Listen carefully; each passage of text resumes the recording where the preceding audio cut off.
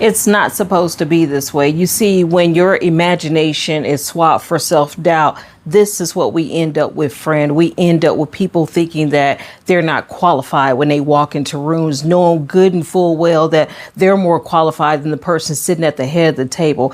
This is what happens when we show up in places and we start to even doubt ourselves before we even walk in the room, before we even utter the words or what our full name is. We're already doubting how we will be received in the room. You see, society has had a part in this, and that's why I always say in many of the videos to name who is the person that lit the match, because no one wakes up thinking about themselves as being an imposter. You don't do that. And when I say your imagination was swapped, you got to think about it. Imagination is everything. When you look at a child, we'll say maybe a child is 5 or 6, they don't wake up doubting themselves. They don't wake up saying bad thoughts about themselves because they still have an imagination. But once society starts to put these words into place, such as imposter syndrome, knowing full well there is no such thing as imposter syndrome. You're not sick, neither am I. But society had its way with those words, and those words, imposter syndrome, it makes you start to think that you're sick.